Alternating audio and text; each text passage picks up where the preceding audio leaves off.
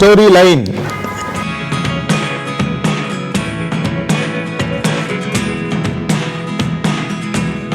ఎన్ని ఒకటే మరి ఇది కూడా ఒకటేనా? What is the story line? మనకు బేస్ ఉండాలి. మనం ఇల్లు కడుతున్నప్పుడు ఒక పునాది వేస్తూ ఉంటాం. ఆ పునాది మీద ఎన్ని అంతస్తులు కడతామో, లేకపోతే మల్టీ స్టోరీ కడతామో, 100 అంతస్తులు ఫ్లాట్స్ కడుతున్నామా అనేది బేస్మెంట్. సో ఆ బేస్మెంట్నే you call as a story line. What you make a foundation. ఆ స్టోరీ లైన్ని ఎందుకు మనం గుర్తుపెట్టుకోవాలంటే ఇవి చాలా ఇంపార్టెంట్. ఈ 10 డిఫరెన్స్.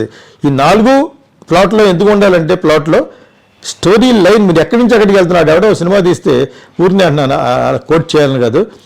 గుడిపూడి శ్రీహరి గారు అని ఒక మంచి ఆయన ఈనాడులో పనిచేసేవారు. రామోజీరావు గారు కూడా ఆయన ఫ్రీ హ్యాండ్ ఇచ్చి సితారాలో రివ్యూ రాయమనేవారు.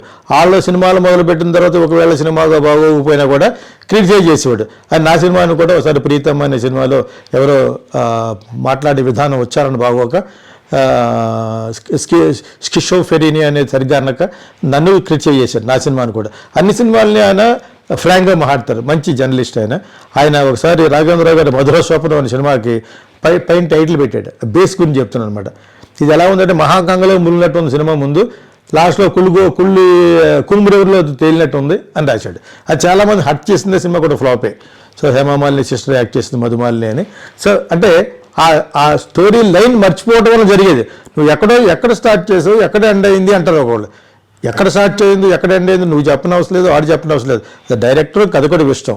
అంచేత ఒక్కొక్క స్టోరీకి స్టార్ట్ అయిన తర్వాత అది ఒక జర్నీ అయిన తర్వాత ఎక్కడ ఎండ్ అవ్వాలనేది ఒక నిర్దిష్టమైన ఒక స్పాట్ ఉంటుంది. నేను చాలా వెరైటీ డైరెక్టర్ కాబట్టి అలా ఉండదు, మీరు అనుకున్నట్టు ఉండదు, వేరేగా ఉంటుంది అంటే అది వేరే విషయం. బట్ స్టిల్ ఒక ఫార్మాట్ ఉంటుంది, అదే స్టోరీ లైన్. ఆ స్టోరీ లైన్కి ఇప్పుడు సడన్గా మైథలాజికల్ మిక్స్ చేసిన ఫ్యాంటసీ మూవీ ఉంటుంది. జగదేక వీరుడు, అతిలేక సుందరి లాంటి సినిమా, యమగోళ లాంటి సినిమా ఉంటుంది. ఎక్కడి నుంచి ఎక్కడో వెళ్తే నరకం వెళ్తారు, ఆ పైనుంచి ఇక్కడికి యముడికి ఎందుకు వస్తాడు. ఇది ఒక fantasy kind of a movie. Okay.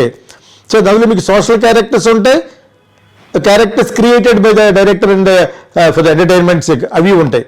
So వాటికి you cannot apply the same formula. అంచేత స్టోరీ లైన్ అనేది ఒకటి బేస్ ఉంచుకోవడం వల్ల ఏంటంటే ఇట్ ఈస్ వెరీ మచ్ ఒక వార్నింగ్ అనమాట. యూఆర్ డీవియేటింగ్ అనేది వార్న్ చేస్తూ ఉంటుంది. Don't deviate, your story is there, you are still telling a story of that, you are still telling a story of somebody else, you are forgetting and you are gone somewhere అనేది remind చేస్తూ ఉండేదే story line.